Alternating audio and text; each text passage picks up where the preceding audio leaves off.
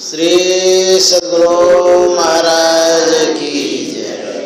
श्री सद्गुरु महाराज की जय। श्री सद्गुरु महाराज की जय।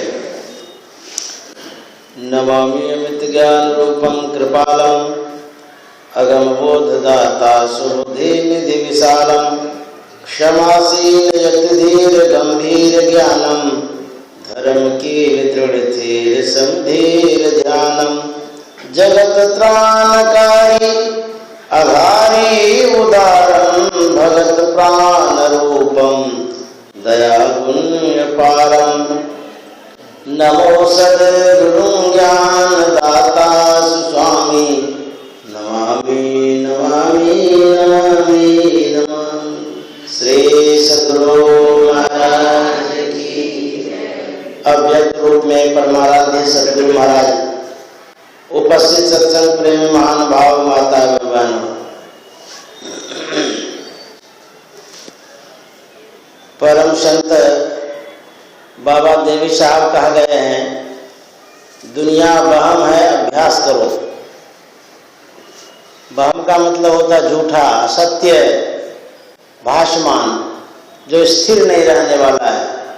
यह संसार सदा एक जैसा नहीं रहेगा। संसार की जितनी वस्तुएं हैं, जितने व्यक्ति हैं, सब छूट जाएंगे, हम भी छूट जाएंगे, जिनसे जुड़े हैं वो भी छूट जाएगा। कहते क्या करना चाहिए? अभ्यास करो। अभ्यास का मतलब ध्यानाभ्यास करो, आत्म कल्याण के कामों को करो। बाबा देवी साहब अपने जीवन को साधना में बना लिए थे। इतना ध्यान किए थे, इतना ध्यान किए थे, परमात्मा को प्राप्त कर चुके थे। बाबा देवी साहब के सानिध्य में जब गुरु महाराज आए तो गुरु महाराज को एक दिन बाबा देवी साहब कहते हैं कि लाला, मैंने 10 वर्षों तक लगातार साधना की है, दृष्टि योग की साधना, 32 वर्षों तक। तू भी लगातार 10 वर्षों तक कम से कम करना। बाबा देवी साहब और एक बात कह गए, गुरु महाराज के हाथ को पकड़कर अपने चूतर के पास ले गए, स्पर्श कराते हुए कहते हैं कि लाला, मैंने इतनी साधना की कि मेरे चूतर में ठेला पड़ गया है साधना करते करते। तो गुरु महाराज को उसी समय वैराग्य हो गया। वाह, ऐसे साधक हैं बाबा देवी साहब, चूतर में ठेला पड़ गया साधना करने से। और बाबा देवी साहब जिस कंबल पर बैठ करके ध्यान करते थे, सुनते ही कंबल भी घिस गया था, आसनी घिस गई थी, इतना ध्यान किए थे। गुरु महाराज कितना ध्यान किए? तो गुरु महाराज भी कुआं में बैठ करके, मिट्टी के कुएं में बैठ करके ध्यान करते थे। शरीर पीला हो गया था ध्यान करते करते, इतना ध्यान गुरु महाराज किए। कुप्पा घाट आए, यहां भी ध्यान किए। लगातार 18 महीनों तक गुरु महाराज ध्यान में ही बैठे रहे, तब उनको मुक्ति मिल गई थी। कहते हैं हंस हंस कंत न पाया, जिन पाया तिन रोय। परमात्मा को प्राप्त करना चाहते हैं, उसको प्राप्त करने के लिए रोना पड़ेगा, कुछ खोना पड़ेगा, तब प्राप्त होगा। ये नहीं कि मुलायम गद्दा सैया पर बैठे रहेंगे, परमात्मा को प्राप्त करना चाहेंगे। अभ्यास करने के लिए कहा गया है, ध्यानाभ्यास करो सद सद ही चातक दृष्टि बनाई। प्रत्येक दिन अभ्यास करने के लिए कहा गया। जब तक अभ्यास नहीं करेंगे तब तक लक्ष्य को प्राप्त नहीं कर पाएंगे। गुरु महाराज ध्यान किए, हम लोगों को भी बतलाए ध्यान करने के लिए, तो हम लोगों को भी चाहिए प्रत्येक दिन ध्यान करें। जब तक ध्यान नहीं करेंगे तब तक कल्याण भी नहीं होगा। एक महात्मा थे, वो अपने माथे पर 2 टोकरी लेकर के चलते थे। जहां भी जाते थे दोनों टोकरी उनके सिर पर रहता। जहां शाम हो जाती थी उसी टोकरी में वो अभ्यास करने लग जाते थे। एक टोकरी पर बैठते थे, दूसरी टोकरी ऊपर पर रख देते थे। तो ढका चला जाता था, उसी टोकरी में बैठते थे। उनका घर उतना ही था, उसी में बैठ करके अभ्यास भी करते थे। अभ्यास करना चाहिए। क्यों? यह संसार छूट जाएगा, जिससे संबंध जोड़े वो भी छूट जाएगा। जाएगा क्या साथ में? कहते कुछ नहीं जाएगा, खाली हाथ चले जाएंगे इस संसार से। यहां बड़े से बड़े राजा आए, महाराजा आए, बादशाह आए तो जरूर भौतिक संपदा को इकट्ठा करना प्रारंभ किए, बहुत जमा कर लिए, लेकिन जाते वक्त कुछ लेके भी नहीं गए। किसी के साथ कुछ नहीं जाता है। गुरु महाराज जब संसार से जाने लगे थे, गुरु महाराज एक वाक्य कह करके गए थे। अंतिम सांस में गुरु महाराज कहे हैं, सुकृत कर ले, नाम सुमर ले, को जाने कल की जगत में खबर नहीं बल्कि। शुभ कर्मों को कर लीजिए। सबसे बढ़कर के शुभ कर्म क्या है? कहते नाम सुमर ले, को जाने कल की, कल का क्या पता कल क्या होने वाला है। केदारनाथ धाम गए थे 2013 ईस्वी में, बहुत से यात्री, बहुत से धर्म प्रेमी गए थे। क्या पता कि प्रलय होने वाला है। कितना प्लानिंग करके गए होंगे कि जाते हैं दर्शन करके आएंगे, विदेश जाएंगे घूमने के लिए, बेटी की शादी करेंगे, घर मकान दुकान बनाएंगे, बहुत लंबा लंबा प्लान किया होगा। लेकिन वो मन में जो बना था वो धरा का धरे रह गया। ऐसा प्रलय हुआ कि सब पानी में बह गया। ऐसी अवस्था आ जाती है कि जो मन में सोचे हैं सोचा ही रह जाता है। इसलिए कहते हैं शुभस्य शीघ्रम, शुभ कार्य को शीघ्र कर लेना चाहिए। देर करने से फिर वो हाथ में आने वाला नहीं है। जब रावण धराशायी हो गया था, अंतिम सांस ले रहा था, भगवान श्री राम लक्ष्मण से कहते हैं कि लक्ष्मण, अब हम लोग अयोध्या को लौटेंगे, राजकाज को संभालेंगे, वहां पर राजनीति की जानकारी होनी चाहिए, तब न राजकाज ठीक से संभालेंगे। और रावण जो है बड़े नीतिज्ञ है, अंतिम अवस्था में रावण है, संसार से वो चला जाएगा, अर्थात मृत्यु हो जाएगी उनकी। ऐसा करो कि रावण के पास जाकर के उससे कुछ नीति की बात सिखाओ, हम लोगों को काम आएगा। आज्ञा पाकर के लक्ष्मण बढ़ता है, रावण तक पहुंचता है। रावण देखता है कि लक्ष्मण आ गया। रावण कहता है, लक्ष्मण इस घड़ी में तुम क्यों आ गए? क्या बात है? अब क्या बाकी रह गया है? अब तो मैं संसार से जा रहा हूं और कुछ कहना है। तो लक्ष्मण कहता है कि देखो जी, भाई साहब हमको बोले हैं कि रावण के पास जाओ, कुछ नीति की बात सिखाओ, इसीलिए मैं आपके पास आया हूं। रावण कहता कि अरे भगवान तो भगवान है, वो तो महानीतिज्ञ हैं, वो हमारे पास नीति की बात क्या सीखने भेजेंगे, वो तो एक बहाना है उनका। जाओ राम से कह देना कि रावण बोले हैं कि आप भी आ जाइए तब कुछ कहेंगे। तो लक्ष्मण गया भगवान श्री राम के पास, कहते हैं भाई साहब रावण कहता है कि आप भी आएंगे तब कुछ कहेंगे। बोले चलो कोई बात नहीं है। भगवान श्री राम रावण के पास पहुंचते हैं। रावण कहता है कि भगवान आप तो बहाना बनाए दर्शन देने का, आप तो बहाना बनाए पतितों का उद्धार करने का, आप तो बहाना बनाए रावण का कल्याण करने का।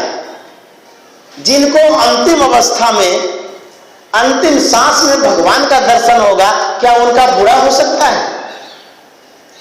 रावण का बुरा नहीं हुआ है। रावण ने जो भी अनीति का काम किया सो किया, लेकिन इतना जरूर काम किया था कि अंतिम अवस्था में भगवान का दर्शन कर लिया।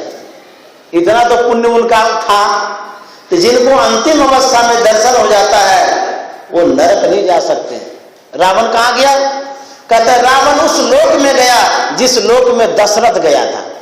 तो दशरथ नरक नहीं गया है, दशरथ तो बैकुंठ लोक गया है। वहीं पर रावण भी गया। तो रावण का कितना बुरा था और कितना भला था, विचार कर लीजिए। जितना भी बुरा हुआ होगा उनका कर्म, लेकिन इतना भला जरूर उन्होंने किया कि वैकुंठ लोक को प्राप्त कर लिया। रावण वैकुंठ लोक गया है, नरक नहीं गया है। रावण कहता है भगवान आप क्यों आ गए यहाँ पर? बोले कि कुछ नीति की बात सुना दो, हम लोग अब राज्य काज को संभालेंगे, इसलिए कुछ अपना अनुभव कह दो। रावण कहता है कि भगवान अंतिम अवस्था में हम आपको क्या कहेंगे, आप तो सब कुछ जानते हैं, मैं कुछ अपनी जीवन घटना सुना देता हूं। रावण कहता है कि मैं नरक लोक गया था, नरक वासियों को देख करके मुझे दया आ गई, मेरे मन में हुआ कितना कष्ट है नरक में। ऐसा करते हैं कि नरक से लेकर के स्वर्ग तक सीढ़ी बना देते हैं, सब के सब चढ़ करके चले जाएंगे, किसी को कष्ट नहीं होगा। फिर मेरे मन में हुआ अभी क्या पड़ा है, मेरे हाथ में तो सब देवी देवता है, जिसको जो आज्ञा करेंगे वही कर देगा, सब रिद्धि सिद्धि रावण के पास था। जब लोगों के पास शक्ति होती है तो सदुपयोग यदि नहीं होता तो दुरुपयोग हो जाता। रावण के पास शक्तियां थी, सदुपयोग करने में देर कर दिया, लेट कर दिया, दुरुपयोगी तो हो गया। रावण सोचता कोई बात नहीं है, जब मन होगा तब यहां से वहां तक सीढ़ी बना देंगे, इसमें क्या है। एक बार मैं समुद्र के किनारे गया, तो वहां तो लवण का समुद्र था। रावण के मन में हुआ कि जो नमक जैसा पानी है ना, इसको क्षीर साई बना देंगे, सब के सब जीव जंतु पिएंगे, आनंद से रहेंगे। मन में सोचता कभी क्या है, जब चाहेंगे तब हो जाएगा। जो शुभ काम था उसमें देर कर दिया।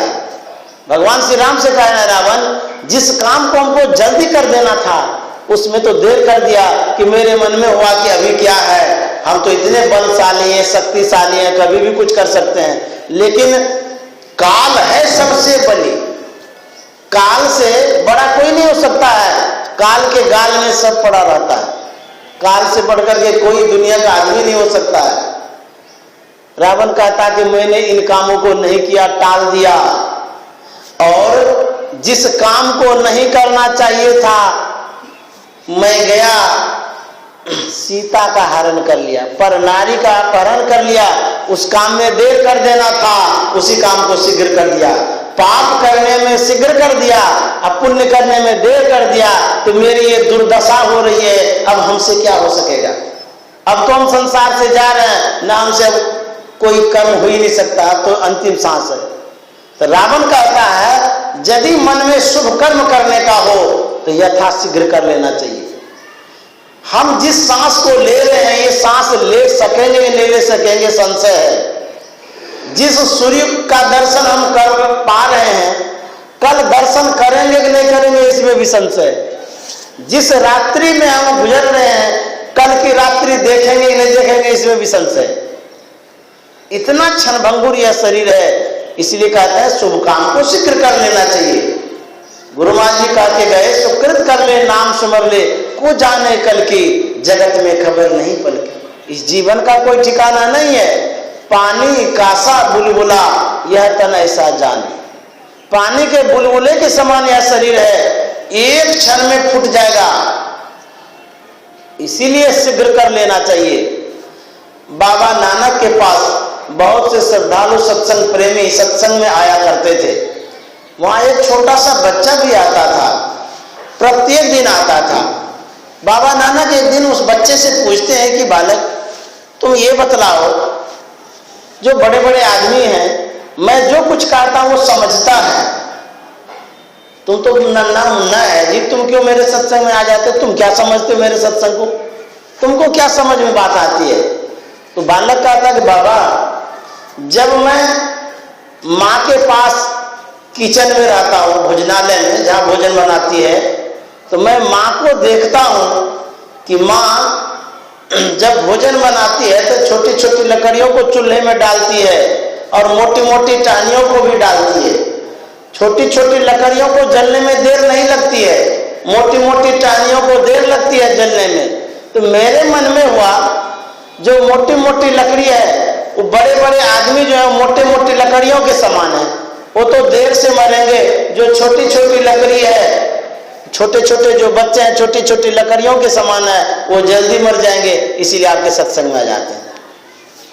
कहता न बालक न यौवने न वृद्धि कछु बंद, वह अवसर नहीं जानिए जब आए परे जमपन। उस अवसर का कोई ठिकाना नहीं है, कब काल आएगा यहां से लेकर के चला जाएगा, किसी समय संसार से चले जाएंगे। हम देखते हैं संसार में प्रत्येक दिन लोग मरता है, प्रत्येक दिन प्रत्येक क्षण मरता है। आप अखबार में पढ़ लीजिए, दूरदर्शन में टीवी में देख लीजिए, खबर में तो आता ही रहता है फलानी जगह ऐसे मर गया, फलानी जगह गोली मार दिया, फलानी जगह एक्सीडेंट हो गया। प्रत्येक दिन मरता है, किसी का हार्ट अटैक हो गया। तो कहते हैं कि हम भी संसार से चले जाएंगे, हमारा भी शरीर छूट जाएगा। तो कहते हैं छूट जाएगा तो तब क्या कर रहे हैं? कहते हैं कि ऐसा काम कर लीजिए जिस काम के करने से आगे का जीवन सुधर जाएगा, बन जाएगा। नहीं तो क्या होगा? एक संस्कृत श्लोक है, धनानि भूमो पशवोई गोष्ठे नारी गृहा द्वारानी सखा श्मशाने धर्मानुगो गच्छति जीवे का। कहते हैं धनानि भूमो, धन धरा पर धरे रह जाएगा, आप छोड़ करके चले जाएंगे। पशुओं गोष्ठे, जो पशु है पशुशाला में बंधे रह जाएंगे, आप संसार से चले जाएंगे। नारी गृहा द्वारानी, जो नारी बेचारी है जिनके साथ जीवन पर्यंत रहे, घर से द्वार, द्वार से घर करके रह जाएगी और आप अकेले चले जाएंगे। जाएगा क्या साथ में? कहता धर्मानुगो गच्छति जीवे का, आपके साथ धर्म अधर्म जाएगा और कुछ नहीं जाएगा। जो धर्म जाएगा उस धर्म का संग्रह कर लेना चाहिए, धर्म कर लेना चाहिए, नहीं तो खाली हाथ आए हैं और खाली हाथ चले जाएंगे। संत सूरदास जी महाराज कहते हैं, जादिन मन पंछी उड़ जइयो तादिन तेरे तन तरवर के सभी पात जल जइयो। जिस दिन मन रूपी पंछी उड़ जाएगा, जानते हैं क्या हो जाएगा? जैसे वृक्ष को काट देते हैं तो वृक्ष शोभाहीन लगता है, पतझड़ हो जाता है, देखने में अच्छा नहीं लगता है। कहता है उसी तरह से जिस दिन मन रूपी पंछी उड़ जाएगा उस दिन आपकी शोभा समाप्त हो जाएगी, आपको कोई पूछेंगे भी नहीं, रखेंगे भी नहीं। सूरदास जी महाराज कहते हैं, घर के काज सवेरे काढ़ो भूत होए घर खइए जा दिन मन पंछी उड़ गई। जिन परिवार के साथ आप रहे, जिनके साथ चाय पानी किए, हंस प्रयास किए, मिले जुले, यहां तक कहते थे कि हम आपके लिए जीवन दे देंगे, वो परिवार आपके पास है, आपका शरीर भी पास में है, लेकिन वही परिवार आपको पसंद नहीं कर रहा है, कहता है इसको जल्दी बाहर करो नहीं तो भूत हो जाएगा। क्या रिलेशन है, क्या संबंध है संसार का? शरीर है रखा हुआ, लेकिन उस शरीर से नफरत करने लगा। जब बलशाली बाली मारा गया, भगवान श्री राम वहीं पर थे, तारा को मालूम हो गया कि मेरे पतिदेव को भगवान श्री राम ने छिप करके बाण मार दिया, धराशायी हो गए हैं। घर से दौड़ करके वहां रण क्षेत्र में आती है, तारा बिलक बिलक करके रोती है और भगवान श्री राम को कहती है कि आपने अच्छा नहीं किया, मेरे पतिदेव ने आपको क्या बिगाड़ा था, क्या झगड़ा हो गया था आपसे? कुछ तो नहीं किया था, भाई भाई में झगड़ा था और आप बीच में क्यों पड़ गए? क्यों मार दिया हमारे पतिदेव को? बिलक बिलक के रो रही है और भगवान श्री राम से कह रही है कि आपने ये अच्छा नहीं किया। भगवान श्री राम कहते तारा तुम किरकिरी रोती हो? अरे जिस पति के लिए तुम रो रही हो वो पति तो तुम्हारे सामने में है, पड़ा हुआ है। ये तो शरीर नश्वर है, यदि तुम आत्मा के लिए रोती हो, यह तुम्हारी मूर्खता है। आत्मा को कोई मार नहीं सकता है। शरीर नाशवान है, समाप्त होने वाला है। तो शरीर के लिए यदि रोती है तो ले जाओ शरीर को। आत्मा के लिए रोती है, आत्मा अजर अमर अविनाशी है, उसको कोई मार ही नहीं सकता है। भगवान श्री राम कहते हैं कि यह शरीर नाशवान है, एक दिन समाप्त हो जाएगा। तो वही सूरदास जी महाराज कहते हैं, जिन पुत्रन को बहुविधि पालियो, देवी देव मनई है, तेरे बांस दियो खोपरी में, बांस शीश फाड़ी बिख रही है, जा दिन मन पंछी उड़ जाए। कहते हैं जिन पुत्र के लिए किन तीर्थों में धामों में नहीं गए, कैसी कैसी तपस्या आपने नहीं की, लेकिन वही पुत्र जब मृत्यु हो जाती है तो शीश फाड़ी बिख रही है, सिर में डंडा मारता है, फोड़ देता है सिर को। इसलिए जादिन मन पंछी उड़ गई है, जिस दिन शरीर से आप चले जाएंगे उस दिन आपकी यह दुर्दशा हो जाएगी। इसलिए कहते हैं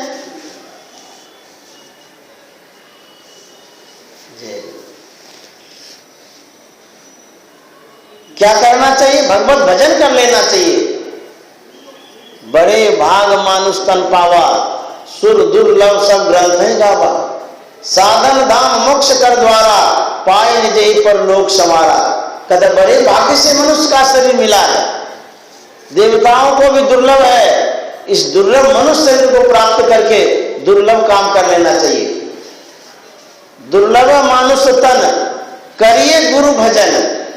कहता है गुरु का भजन कर लेना, स्मरण कर लेना चाहिए, याद कर लेना चाहिए, नहीं तो यह शरीर मिट्टी का है, मिट्टी में मिल जाएगा। गुरु महाराज ने कहा है सत्संग गढ़ में वास हो, भव पास क्या करे। यदि सत्संग गढ़ में वास होगा, जो संसार का जो दुख है, जो कष्ट है, वो तुमको हिला नहीं सकेगा। यह भी एक किला है। सत्संग करते हैं, सत्संग एक किला है, उसके अंदर में जो रहेगा, जो संसार का दुख है, जो कलयुग का प्रभाव है, वो नहीं पड़ेगा। इसलिए कहा है कि सत्संग गढ़ में रहना, यही मजबूत किला गढ़ है। एक संत हुए हैं काष्ट जीवा स्वामी, वो कहते हैं अनगढ़ मत है पूरों का, यहां न काम धतुरों का। उसको देव तीर्थ भी कहते हैं। अनगढ़ मत है पूरों का, जो संत मत है यह पूरों का मत है। पूरा मतलब जो पूर्ण हो गए हैं, परमात्मा को प्राप्त कर चुके हैं। संत मत किसी व्यक्ति विशेष का मत नहीं है। कोई कहे हमारा मत है तो वो आदमी बेमत है, सही बुद्धि में वो नहीं है। किसी व्यक्ति का यह मत नहीं है। गोस्वामी तुलसीदास जी महाराज कहते हैं यहां न पक्षपात कछु राखहूं, वेद पुराण संत मत भाखहूं। संत मत आज का मत है। ये जो नामकरण हुआ है तो तुलसीदास जी महाराज कर दिए हैं, तो तुलसीदास जी महाराज आज थोड़े हुए हैं।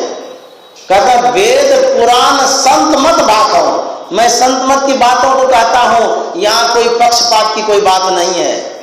जो पक्षपात रखता है वो संत मत नहीं है। जहां भेदभाव है वहां संत मत नहीं है। भेदभाव से ऊपर जो मत है वही संत मत है।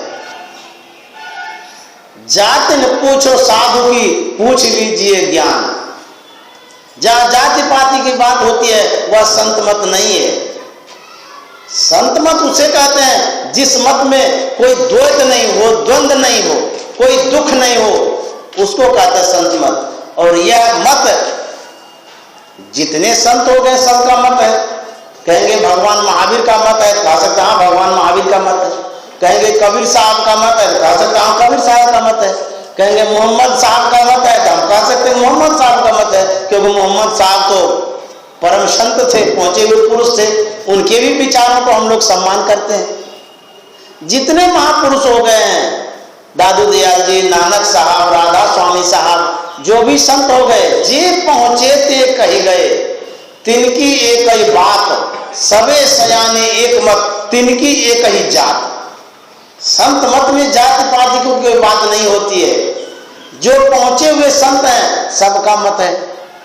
जो कहते हैं कि मेरा मत है वो आवरण में है, घेरा में है। संत मत किसी आवरण में नहीं रहता है, किसी घेरे में नहीं रहता है। जो सीमाबद्ध है संसार का लोग उसमें रहता है, जो असीम है उसमें परमार्थ के लोग रहते हैं। संत मत असीम मत है, ससीम मत नहीं है।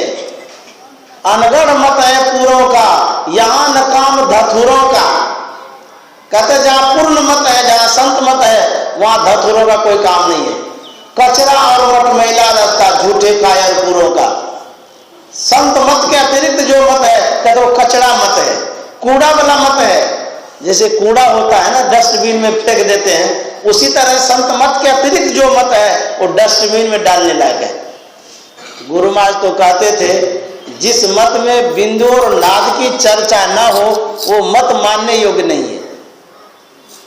बिंदु और नाद की चर्चा जहां नहीं हो वो संत मत नहीं है। बिंदु नाद के अतिरिक्त जो भी मत है, क्या मत है वो तो खोखला मत है।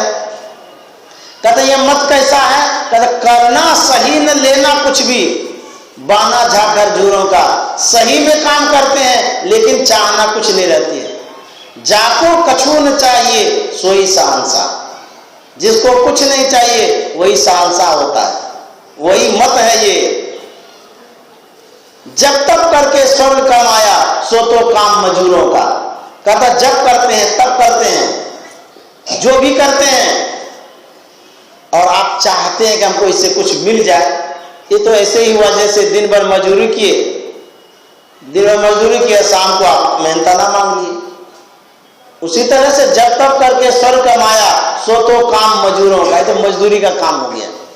करना सही न लेना कुछ भी, बाना जाकर जूरों का। जो संत मत है उस संत मत में सबको समान रूप से सम्मान किया जाता है, सबका आदर किया जाता है। हमारे गुरुदेव कहा करते थे, एक बार अकबर ने बीरबल से कुछ कहा। बीरबल को बुला करके बोला कि बीरबल मैं एक रेखा खींचता हूं, उस रेखा को मिटना नहीं, छूना भी नहीं, उसको छोटा कर देना। अकबर एक रेखा पेंसिल लेता, रेखा खींचता है और बीरबल से कहता है कि स्पर्श भी नहीं करना, मिटना भी नहीं, इसको छोटा कर दो। अकबर बीरबल पेंसिल उठाता है, उसी रेखा के सामने एक लंबी रेखा खींच दी। बोले कि हमारी रेखा के सामने आपकी रेखा छोटी हो गई ना। संत मत वही करता है, किसी को मेटता नहीं है, किसी को छोटा नहीं मान रहा है, लेकिन अपनी बातों को रखता है, अपनी सम्मत छोटा हो जाता है। संतों का जो मत है वह सबके ग्राह्य के लिए, सबको ग्रहण करने योग्य है। जब तक संत मत के अनुयायी नहीं बनेंगे तब तक कल्याण भी नहीं होगा। गुरु महाराज कहा गया संत मता बिनु गति नहीं, सुनो सकल दे कान, जो चाहो उद्धार को बनो संत संतान। जब तक संत के संतान नहीं बनेंगे तब तक कल्याण नहीं होगा। गुरु महाराज कहते हैं जितने मनुष्य तनधारी हैं प्रभु भक्ति कर सकते सभी, अंतर व बाहर भक्ति कर घटपट हटाना चाहिए। मनुष्य तनधारी के विषय में कहा गया है, यहाँ जाति विशेष के विषय में नहीं कहा गया। जितने मनुष्य शरीर में रहने वाले हैं सब कोई प्रभु भक्ति कर सकते हैं। गुरु महाराज जब संत मत का प्रचार कर रहे थे उन दिनों कुछ व्यक्तियों को अच्छा नहीं लगा। सब तरह के संसार में लोग होते हैं। गुरु महाराज सबसे कहते थे भजो ओम ओम प्रभु नाम यही, भजो ओम ओम में ही नाम यही। तो ओम ओम का उच्चारण पाखंडियों के दिल में जो बसा हुआ है, कहते हैं सब कोई उच्चारण नहीं कर सकते हैं, न स्त्री कर सकती है न शूद्र कर सकता है। गुरु महाराज सबको कहते थे भजो ओम ओम प्रभु नाम यही। कुछ आदमी आ गए गुरु महाराज के पास, बोले कि आप तो ठीक नहीं कर रहे हैं, वेद निषिद्ध बात कर रहे हैं। बोले क्या हुआ? बोले क्या स्त्री और शूद्र को वेद की बातों को सुनना तक मना है, उनके कान तक में नहीं जाना चाहिए, और सबको ओम ओम कहलवा रहे हैं। बोले आप कहते तो ठीक ही है, सुनना तो मना है, लेकिन किन के लिए? तो व्यक्ति कहता किन के लिए सुनना मना है? तो गुरु महाराज कहते हैं जो बहिरा है उनके लिए मना है, जिनका कान खुला है वो सब सुन सकते हैं। भजो ओम प्रभु नाम ही, भजो ओम में ही नाम ही। दूसरे प्रसंग में गुरु महाराज से कहते हैं कुछ व्यक्ति कि ये तो गद्दी हम लोगों के लिए है, और इस गद्दी पर आप कैसे बैठ गए? मतलब आपको इस गद्दी पर नहीं आना चाहिए था, इस गद्दी पर आप कैसे बैठ गए? तो गुरु महाराज क्या जवाब देते हैं? कहते हैं कि कुर्सी खाली मैंने देखी इसीलिए बैठ गया, कोई कुर्सी पर बैठ जाएंगे तो हम उतर जाएंगे। तो गुरु महाराज को कितनी कठिनाइयों का सामना करना पड़ा था। बहुत संत मत का प्रचार प्रसार करने में बहुत कष्ट झेलना पड़ा था गुरु महाराज को। भगवान बुद्ध के सानिध्य में एक सेवक था, भगवान बुद्ध से कहता है कि मैं भी बौद्ध मत का प्रचार प्रसार करूंगा। भगवान बुद्ध कहते हैं नहीं नहीं तुम नहीं कर सकते हो। बोले क्यों? भगवान बुद्ध कहते हैं कि धर्म प्रचार प्रसार में बहुत कठिनाइयों का सामना करना पड़ता है। तो शिष्य कहता है कि जो भी सामना करना पड़ेगा तो करेंगे, उसमें क्या है? बोले नहीं नहीं कभी कभी ऐसी बातें हो जाती हैं जो आप कहेंगे लोगों को पसंद नहीं आएगा, ऐसा भी होता है। यदि सबको पसंद आता तो पलटू साहब को जिंदा ही आदमी क्यों झोंक देता? पलटू साहब तो सबके कल्याण के लिए बात करते थे, लेकिन ऐसे भी आदमी थे जो उनके बातों को पसंद नहीं करते थे, जिंदे आग में डाल दिए। ऐसे सब दुष्ट आदमी होते हैं संसार में। बोले कि जो तुम कहोगे धर्म की बात, हो सकता है सबों को पसंद नहीं आवे, कुछ खोड़ी खटी भी कह देगा तुमको। शिष्य कहता है कोई बात नहीं है, धर्म प्रचार की बात मैं कहूंगा, यदि उसको अच्छा नहीं लगेगा, यदि दो चार बात बुरी भली कह भी देंगे तो धर्म प्रचार प्रसार में इतना सह भी लूंगा। बोले इतना तक ही नहीं, भगवान बुद्ध कहते हैं हो सकता है ऐसी भी नौबत आ जाए कि कहीं पत्थरवार भी कर दे कोई। शिष्य कहता है कोई बात नहीं है, पत्थरवार ही न करेगा, जान से तो नहीं मारेगा। भगवान बुद्ध कहते हैं ऐसी भी नौबत आ सकती है कि जान से भी मार दे कोई। शिष्य कहता कोई बात नहीं है, यदि जान से मार देगा तो मैं यही समझूंगा कि धर्म के प्रचार प्रसार में हमारा शरीर चला गया, तो हमारे शरीर का सदुपयोग हो गया। बोले वाह, तुम प्रचार कर सकते हो। भगवान बुद्ध ने कहा कि वास्तव में तुम प्रचार कर सकते हो, जो इतना कुर्बान देने के लिए तैयार है, इतना करने के लिए जो तैयार है वो कर सकता है। धर्म प्रचार प्रसार साधारण नहीं है, सब कोई नहीं सुन पाता है आपकी बातों को, और सब कोई ग्रहण भी नहीं कर पाता है। आप कहते जो हैं वो सबको पसंद नहीं है। क्यों पसंद आएगा? वो समझेगा तब ना पसंद करेगा, सब कोई पसंद नहीं करते हैं। ऐसे होते हैं संत, बहुत कुछ सहते हैं, बहुत कष्ट सहना पड़ता है। गुरु महाराज जिस समय प्रचार प्रसार कर रहे थे बहुत कष्टों को सहना पड़ा। जैसे अभी पर्याप्त दान राशि मिल जाती, उस समय नहीं मिलती थी। गुरु महाराज उतना मांगते भी नहीं थे, विशेष उनके अंदर में ये नहीं था कि हमको बहुत कुछ हो जाए, बहुत कुछ बना दे, बस जितना से काम चल जाए उतना ही काफी था गुरु महाराज के लिए। जिस समय गुरु महाराज बैरागी बने थे उन समय की बात है। एक दिन भिक्षा के लिए किसी के यहाँ गए, आवाज लगाते हैं भिक्षाम देही। उधर से एक माता जी निकलती हैं, बेचारी कोई कष्ट में होगी। देखते हैं जवान साधु दरवाजे पर भिक्षा मांगने के लिए आए हैं। बोले क्या बात है, क्यों आए हैं? बोले कि मुझे बहुत भूख, जोरों से भूख लगी है, कुछ खाने के लिए दे दो। वो बूढ़ी माता कहती है, जवान साधु है, कमा करके नहीं खाया जाता है और भिक्षा मांग करके खाते हैं, जाओ नहीं मिलेगी भिक्षा। गुरु महाराज को इतना जोरों से ठेस लगी, इतना दुख हुआ गुरु महाराज को। गुरु महाराज मने मन प्रतिज्ञा कर लिए कि मैं मर जाऊंगा, किसी के दरवाजे पर अभी से नहीं जाऊंगा। अब लीजिए कितनी कठिन वो प्रतिज्ञा हो गई। उसी समय प्रतिज्ञा कर लिए कि किसी के आगे हाथ नहीं फैलाऊंगा। अब होगा क्या, खाए तो नहीं है। गुरु महाराज चले गए किसी और जगह, मुरझाए हुए थे, बैठे हुए थे। परम पुरुष परमात्मा भी तो देखते रहते हैं कि कौन कैसे हैं। एक सज्जन आता है, देखते हैं साधु है, जवान है, मुंह सूखा हुआ है, लगता है कोई कष्ट में है, भूखा है। जाकर कहते हैं गुरु महाराज से, लगता है कि आप भूखे प्यासे हैं, कुछ खाए पिए नहीं है, चलिए मेरे यहां, मैं आपको भोजन करा दूंगा। सम्मान से ले गए, गुरु महाराज को भोजन कराए तो भोजन किए। उस दिन से गुरु महाराज किसी के आगे भीख मांगे ही नहीं, स्वाभाविक सम्मान रूप से जो मिलता गया वो ग्रहण करते गए। जब गुरु महाराज बाबा देवी साहब के सानिध्य में गए, बाबा देवी साहब गुरु महाराज से कहते हैं कि लाला तुम तो संत मत में आ गए हो बैरागी, अच्छा तुम ये बताओ, तुम अपना जीवन सेल्फ सपोर्टर से निभाना चाहता है अथवा तुलसी सिस्टम से, मतलब भिक्षा मांग करके?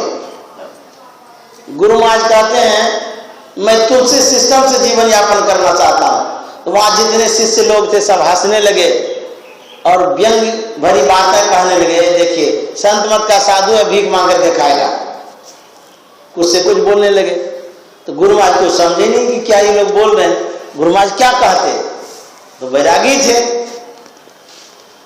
तो बाबा देवी साहब कहते हैं कि नहीं, संत मत कहता है सेल्फ सपोर्टर बनो, स्वावलंबी जीवन बिताओ, भीख मांग करके खाना ये ठीक नहीं है।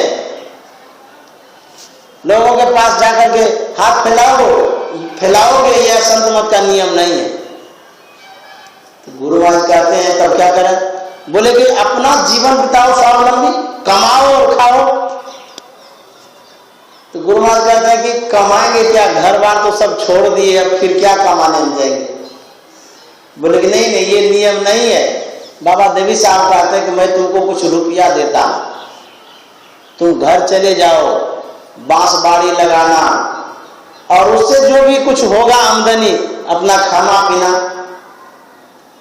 गुरु महाराज कहते हैं कि गुरु ऋण रहा सोच भर जिए के, ये तो गुरु का ऋण हो गया, गुरु का ऋण कैसे चुकता करेंगे? तो बाबा देवी साहब कहते हैं कोई बात नहीं है, अरे तुम्हारे पास पैसा होगा तो तुम लौटा देना, हमको दे देना बाद में। फिर गुरु महाराज कहते हैं हम कमाने खाने में लगे रहेंगे, भजन कब करेंगे? तो फिर गृहस्थी में चले जाएंगे। तो बाबा देवी साहब कहते हैं यदि 100 साल जिंदा रह गया तब क्या खाएगा, कैसे खाएगा तुम बताओ? गुरु महाराज के लिए वो आशीर्वाद हो गया। सही में गुरु महाराज 101 वर्ष तक जिंदा रहे, 100 साल तक जिंदा रहे, एक में शरीर छोड़े, 101 में। तो बाबा देवी साहब बोले कि तुम जाओ, स्वावलंबी जीवन बिताओ। तो गुरु महाराज सही में अपने घर पर आए, बांस बाड़ी वगैरह लगाए, मेहनत किए, मेहनत करके जीवन यापन किए। तो संत मत कहता है कि स्वावलंबी जीवन बिताओ। हम लोग क्या करेंगे? जैसे कहते हैं कि जो साधु बन गए, सन्यासी बन गए, उनका धर्म है समाज की सेवा करो, समाज के कामों को करो, कुछ करके खाओ, बिना मेहनत किए मत भोजन करो। बाबा देवी साहब ये भी कह दिए, बिना कमाए यदि खाओगे, पिता का भी अन्न होगा तो खून खराब हो जाएगा। ये संत मत का नियम है, स्वावलंबी जीवन बिताने के लिए और साधना करने के लिए। एक बार गंगा जी के उस पार से कोई महात्मा एक आए थे, गुफा में बैठ करके खाली ध्यान करते थे और कोई काम नहीं करते थे। 10-15 रोज हो गया, दिन भर वो गुफे में रहता था। रात में निकल करके बगले में मेस था, जहां पर अभी ऑफिस है वहीं पर मेस था, पहले भोजनालय जाता था। भोजनालय में जो कुछ रहता था वही खा करके फिर गुफा में घुस जाता था। गुरु महाराज को जानकारी हो गई कि कोई बैरागी आया है, साधु कोई काम नहीं करता है, दिन भर गुफा में रहता है, रात में भोजन करके फिर घुस जाता है। उस बैरागी को गुरु महाराज बुलाए, बोलते हैं कि आप कहाँ आए हैं? बैरागी कहता है कि हम भजन करने के लिए आए हैं, गुफा में बैठ करके हम भजन करते हैं। बोले कि घर में भजन नहीं होता है। बोले कि घर में भजन इसलिए नहीं होता कि बहुत काम धंधा होता है, समय नहीं मिलता, इसीलिए सोचे कि पूरे समय भजने में लगाएंगे। बाबा गुरु महाराज कहते हैं कि कितना दिन हो गया तुमको? बोले कि हमको तो 15 रोज हो गया, लगातार ध्यान कर रहे हैं। गुरु महाराज कहते हैं कि तुम ये बतलाओ, जब तुम परिवार के साथ रहते थे और सब काम करके भजन करते थे, जितना देर भजन में तुम बैठ लेता था, उस समय जो तुम्हारी जितनी प्रगति हुई होगी, जितना अच्छा लगा होगा, तुम ये बतलाओ, सब काम धंधा छोड़ करके गुफा में ध्यान करते हो, 15 रोज हुआ है, उस भजन में जो घर में करता था, इस भजन में कितना प्रगति हुआ? बोले कि घर में जो हम बैठते थे वैसा अभी तक नहीं हुआ है। 15 रोज लगातार हो गया, अब घर में 2, 4, 5 मिनट बैठते होंगे, उसकी बराबरी नहीं हुआ है। गुरु महाराज जानते हो ऐसा क्यों हुआ? बोले कि नहीं जानते। गुरु महाराज कहते हैं कि आश्रम में बहुत से गृहस्थों का दिया हुआ दान का अन्न रहता है। गृहस्थ लोग उतना काम नहीं कर पाते हैं, भजन नहीं कर पाते हैं, उनके मन में ये श्रद्धा भक्ति है, मन में होता है हम नहीं कर पाते हैं, साधु महात्मा को दान करेंगे तो पुण्य होगा, ये उनके गृहस्थों की इच्छा रहती है। वो उतना भजन नहीं कर पाते हैं तो आश्रम में दान पुण्य करते हैं, दान कर देते हैं। वो उस दान का अन्न तुम खाते हो तो तुम्हारा जितना भजन बनेगा आधा तो गृहस्थ के पास चला जाएगा। ये गुरु महाराज कह रहे हैं, आधा उन गृहस्थों के पास जाएगा जो दान दिया है आश्रम में।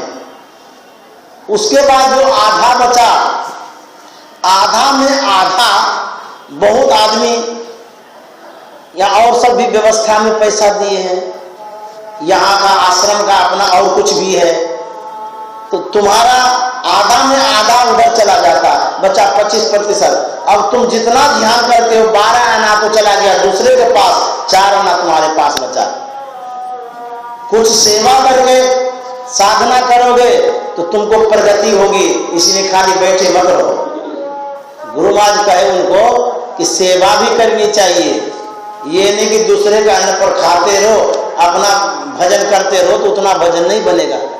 गृहस्थाश्रम में यदि सब काम करते हुए थोड़ी देर भजन करता है, उसकी बराबरी 1-2 घंटा बैठने वाले बैरागी भी नहीं कर सकता, क्योंकि वो स्वावलंबी जीवन बिता रहा है, अपने पसीने की कमाई को खाता है। तो जो कुछ कमाता है गृहस्थी लोग उन्हीं के पास जमा हो जाता है। तो थोड़ा भी आप लोग भजन करते हैं तो समझ लिए बहुत बड़ा काम करते हैं। इसलिए गुरु महाराज कहते हैं कि थोड़ा थोड़ा अवश्य भजन करना चाहिए। यह जो मनुष्य का शरीर मिला है भगवत भजन करने के लिए मिला है। यदि इस मनुष्य शरीर में भजन नहीं करेंगे फिर अन्य शरीर में भजन तो होगा ही नहीं। दूसरे शरीर में भजन नहीं होता है, इसलिए मनुष्य शरीर में भजन करना चाहिए। हम लोग कबीर साहब की कहानी बहुत सुने होंगे। जिस समय रामानंद स्वामी थे, रामानंद स्वामी के जितने शिष्य लोग थे बादशाह के पास जाते थे भिक्षा के लिए, क्योंकि उन समय भिक्षावृत्ति से ही जीवन यापन होता था साधु महात्माओं का। तो जो भी जाते थे उनके दरबार में सबसे पूछते थे, कहते थे तुम साधु क्यों बन गए हो? तो साधु कहता था कि हम तो मौत के डर से बन गए। तो वहां के जो वजीर आजम मंत्री साहब थे वो कहते थे कि ये लोग मौत के डर से साधु नहीं बना, ये लोग खाने के डर से साधु बना, पेट भरने के लिए। बादशाह कहते थे इसको जेल में बंद कर दो, खाना ही ना है इसको दे दो, आटा चक्की चलाते रहेगा, भोजन करते रहेगा। इस तरह से धीरे धीरे धीरे धीरे बहुत से साधुओं को जेल में बंद कर दिया। रामानंद स्वामी चिंतित हो गए, बोले करे ये क्या हो गया, हमारे जितने बैरागी साधु हैं बादशाह तो जेल में बंद करते जा रहे हैं, अब छूटेगा कैसे। रामानंद स्वामी कवि साहब से कहते हैं बहुत चिंता का विषय हो गया है। बोले क्या हो गया बताइए। बोले जितने बैरागी हमारे हैं सबको जेल में बंद करते जा रहा है, क्या तुम छुड़ा सकते हो उसको। कबीर साहब ने कहा हाँ एकदम हम छुड़ा सकते हैं, आप आज्ञा करिए। बोले ठीक है तुम जाओ छुड़ाने के लिए। कबीर साहब बैरागी वेश में पहुंचता है, बादशाह के दरबार में घूमने लगा।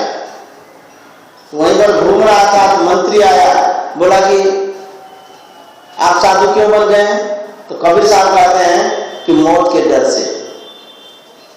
बादशाह को कहता है वजीर आजम कि सब एक एक गुरु का चेला, जो भी आता है वही कहता है कि मौत के डर से बने, मौत के डर से बने। ये लोग मौत के डर से नहीं बना है, भोजन करने के लिए बना है, पेट भरने के लिए बना है साधु, इसको भी जेल में बंद कर दीजिए। कबीर साहब कहते हैं देखिए जी मैं सच्ची बात कहता हूँ, झूठी बात नहीं कह रहा हूँ, सही में हमको मौत दिखता है, लगता है अब मरेंगे अब मरेंगे, इसीलिए हम साधु बन गए भजन कर रहे हैं। बोले कौन नहीं जानता। मंत्री कहता है कौन नहीं जानता कि दिन मौत होगी, सब कोई जानता है। कबीर साहब कहते हैं नहीं सब कोई नहीं जानता, जिस दिन सब कोई जान जाएगा सबको बैराग हो जाएगा। जो मौत को जान जाएगा उनके लिए तो समझिए विराजमान ही हो जाएगा, दुनिया ही छूट जाएगी। बोला ऐसे साधु महात्मा कहते रहते हैं, ये सब बहानाबाजी है।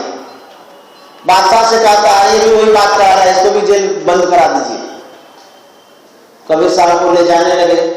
कबीर साहब बादशाह से कहता है कि देखिए कि मेरी बात मान लीजिए, मैं कुछ बात करूंगा आपसे एकांत में। बोले कर लीजिए कोई बात नहीं। एकांत में ले गए, बोले क्या बात है बतलाओ। कबीर साहब कहते हैं कि ये जो आपका मंत्री है इनको मैं कहता मौत के डर से मैं साधु बना मानता नहीं, ये कहता है कौन नहीं जानता है एक दिन मौत होगी। यदि आप मेरी बात माने तो मैं इसकी परीक्षा करा सकता हूं कि मौत को सही में कौन जानता है, कब जानता है। ऐसा करिए उनको आदेश कर दीजिए कि 7वें रोज तुमको फांसी की सजा दी जाएगी और फांसी की जितनी सामग्री है सब इकट्ठा कर लीजिएगा, फांसी नहीं दीजिएगा। और उसी समय यह पता चल जाएगा कि मौत को कौन जानता है। हम कहते हैं विश्वास नहीं होता ना, देख लीजिएगा पता चल जाएगा। बादशाह कहता इतना करने में क्या है, फांसी तो देंगे ही, खाली सुनाना है। कबीर साहब को जेल में दे दिए। इधर मंत्री को आदेश कर दिया कि तुमको 7वें रोज फांसी की सजा होगी। मंत्री भी अपना घर चले गए सुन करके। कबीर साहब जो जेल गए वहां देखते सब के सब साधु आटा चक्की चला रहे। कबीर साहब बताए तुम लोग ध्यान भजन करने के लिए साधु बने हो कि आटा चक्की चलाने के लिए बने? बंद करो ये सब।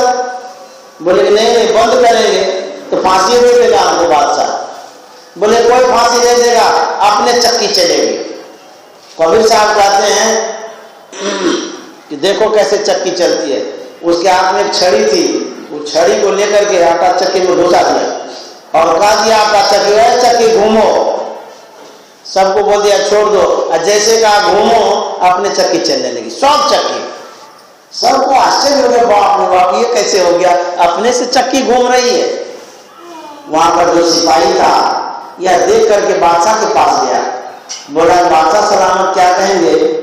अरे वो जो महात्मा एक गया है अभी, सबको बोला कि आटा चक्की चलाना बंद कर दो, सबको बंद कर दिया।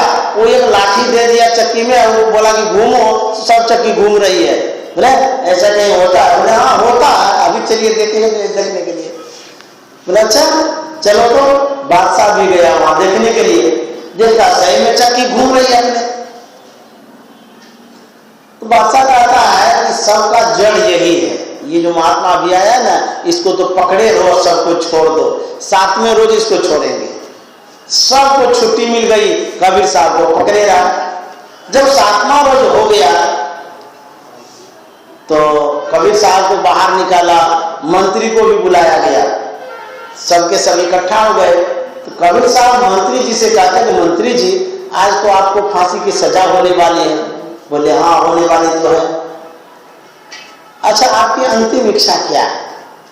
बोले महाराज क्या कहेंगे अंतिम इच्छा, अब सब इच्छा समाप्त हो गई है, कोई इच्छा नहीं है, अब तो मौत ही मौत दिखती है, अब फांसी होगी कब फांसी होगी। बोले ऐसा करिए आप घोड़ा पर तो सवार होते ही हैं, घोड़ा चलाना आता है, एक बार घुड़सवारी कर लीजिए अंतिम में। बोले नहीं हमारी कोई इच्छा नहीं है। बोले एक बार उद्यान में घूम लीजिए। बोले कहते हैं ना आपको खाली मौत ही मौत दिखती है, कुछ भी अच्छा नहीं लग रहा है। बादशाह भी वहीं पर था। कबीर साहब पूछते हैं कि मंत्री जी ये बतलाइए, उस दिन हम कह रहे थे मौत के डर से साधु बने हैं, तो आप कहते थे मौत को कोई नहीं जानता, हम भी जानते हैं। ये बतलाइए उस दिन जो आप कह रहे थे मौत को जानते हैं और आज भी आप कह रहे हैं कि मौत ही मौत दिखती है, उस दिन में आज में क्या फर्क है? बोले उस दिन तो हम ऐसे ही कह दिए थे, आज साक्षात मौत का दर्शन हो रहा है। बोले बादशाह को कि देख लीजिए ऐसे ही मौत का दर्शन हम लोग रोज करते हैं, इसीलिए साधु बने। यदि मौत याद रहेगा कोई अशुभ कर्म होगा ही नहीं। मान लिया जाए यहां पर आपको लगे कि 30 फीट पानी खरा अभी आने वाला है, बाढ़, क्या ये बताइए आप कोई हिसाब किताब करेंगे बैठ कर, या किसी से लड़ाई झगड़ा करेंगे, मारपीट करेंगे, या घर परिवार के पास जाएंगे, अरे यहाँ से इतने जोर से रफू चक्कर हो जाएंगे कि किसी को पता भी नहीं चलेगा, अपना जान बचाने के लिए भाग जाएंगे। उस समय खाली मौत ही मौत दिखेगी। भगवान से प्रार्थना करेंगे, अपने ईश्वर से प्रार्थना करेंगे, गुरु माँ से कहेंगे हे गुरु माँ रक्षा करिए रक्षा करिए। क्या उस समय अशुभ कर्म दिखेगा? अशुभ कर्म कर पाएंगे? यदि सबसे शुभ कर्म है तो मौत को याद करना, मौत को याद रखिएगा, उसे अशुभ कर्म हो ही नहीं सकता है। तो संत महात्मा जो कहते हैं कि मौत को याद रखिए, जो मौत को याद रखता है वही सही सलामत रहता है, वही अच्छा कर्म करता है। जो मौत से बेखबर हो गया है, जिनको किसी चीज का डर ही नहीं है, वही पाप कर्म करता है, वही बुरा कर्म करता है, वही कर्म करता है। गुरु महाराज कहते हैं डर करनी डर परम गुरु, डर पारस डर सार, डरत रहे सो उबरे गाफिल खा लूंगा। जो डरता है वही तरता है, जो नहीं डरता है वो भवसागर में पड़ता है। इसलिए डरना चाहिए। किससे डरना चाहिए? कहते हैं मौत से डरना चाहिए। एक दिन हमको उठा के ले जाएगा, हम चले जाएंगे संसार से। गुरु महाराज कहते थे किसान डर के मारे खेती करता है, यदि खेती नहीं करेगा तो खाएगा क्या? डर के मारे खेती करता है। विद्यार्थी डर के मारे पढ़ता है, यदि नहीं पढ़ेगा तो पास ही नहीं होगा। जो व्यापारी है डर के मारे सही ढंग से व्यापार करता है, व्यापार में घाटा लग जाएगा तो मुश्किल हो जाएगा। तो जो डरता है वही तरता है। इसलिए डर के मारे सबको डरना चाहिए। एक दिन इस संसार से हम लोग चले जाएंगे। सब चीज को दिन भर याद करिए, लेकिन रात में मौत को याद करिए। कहेंगे अशुभ बात जैसा लगता है। दुनिया में सबसे शुभ यही है, जिस कारण से शुभ ही शुभ सोचा जा सकता है, क्यों नहीं उसको सोचेंगे? यदि डर लगेगा तो गलत काम नहीं होगा। दिन भर आप काम करते रहिए, संसार का सोचते रहिए। रात में जो सुख चैन से रहते हैं, मौत को याद कीजिए। कल पता नहीं हम रहेंगे कि नहीं रहेंगे। यदि कल नहीं रहेंगे तो रात भर भजने कर लेते हैं। कल नहीं रहेंगे तो रात भर बैठ करके भजन करेंगे। जिसको डर रहेगा कि हम कल नहीं रहेंगे तो सोचेगा जितना बन पड़ेगा उतने ही भजन करना, होगा ही नहीं ऐसा। इसलिए संसार को दिन में याद करिए और मौत को रात में याद करिए। कितना बजे तक होगा? 4-7 हो गया है। भजमन भी होगा ना। श्री सद्गुरु महाराज की जय। हम तो आए थे काशी बाबू के घर पर सत्संग करने के लिए, 2 दिनों तक वहां तक सत्संग हुआ। उसके बाद अमीरी बाबू की इच्छा नहीं हुई, लेकिन भिखारी बाबू की इच्छा हो गई कि यहाँ भी सत्संग हो जाए। भिखारी बाबू की सद इच्छा से, उनके प्रयास से हम यहाँ आ गए। अमीरी बाबू को कोई चीज की कमी है, उनके पास तो धन है, संपत्ति है, परिवार है, सब। जो भिखारी बाबू होते हैं उनको कमी होती है, इसीलिए सत्संग कराते रहते हैं। तो गुरु मां से प्रार्थना है भिखारी बाबू को अमीर बना दे, इसलिए अमीर बनावे, खूब सत्संग कराते रहे, ये नहीं कि सत्संग को ही भूल जाए। एक छोटी सी कहानी का आगे समाप्त कर दूंगा। एक पंजाब की कहानी है। एक महात्मा एक गांव में सत्संग करने के लिए आते थे, बराबर आते थे। एक व्यक्ति था, बहुत गरीब था, इतनी गरीबी कि खाना पीना भी उनको दुर्लभ था। ऐसे होता है ना कि चलो साधु महात्मा आए, किसी ने कह दिया कि महात्मा जी आए हैं, चलिए सत्संग करने के लिए, अरे आपका भी दिल सुधर जाएगा, अच्छा हो जाएगा। बेचारे सुनी सुनाई बातों में गए सत्संग करने के लिए। उनको बहुत अच्छा लगा सत्संग सुन करके। अच्छा जो लगा, जब जब सत्संग होते रहा तब तब वो सत्संग में जाते रहा। वहीं रखो, बराबर सत्संग में आता था। ऐसी कृपा हुई गुरु महाराज की, वो बेचारे का दिल सुधरने लगा। इतना गरीब था कि छिल्ला छिल करके जीवन यापन करता था, लेकिन गुरु महाराज की इतनी कृपा हो गई, इतनी कृपा हो गई, धन बढ़ने लगा, व्यापार भी उनका बढ़ने लगा, बहुत लंबी चौड़ी दुकान भी हो गई। बहुत वर्षों के बाद उसी गांव में वही गुरु महाराज आए, तो सबके सब सत्संग में बैठे थे, जान पहचान तो हो ही जाती है, तो खोजने में लग जाते हैं आदमी को। बोलते हैं फलाना व्यक्ति बराबर सत्संग में आता था, उनको देखते नहीं है, क्या बात है? बोले कि नहीं आए, काम धंधा में लगा होगा। तो अपने सेवकों को कहते हैं कि जाओ उनको बुला के ले आओ। गए बुलाने के लिए, तो बोले कि अरे आप यही हैं, गुरु महाराज आए सत्संग करने के लिए, आपको याद किए हैं। बोले मेरा बड़ा सौभाग्य है, हमको गुरु महाराज याद किए हैं। क्या कहेंगे, काम धंधा देखते हैं कितना ढेर ग्राहक है घेरा हुआ। अच्छा आप चलिए, हम अभी आ रहे हैं। चले गए वो गुरु महाराज से, बोले वो काम धंधा तो इतना बढ़ गया है, उनको फुर्सत ही नहीं हो रहा। बोला अभी आ रहे हैं।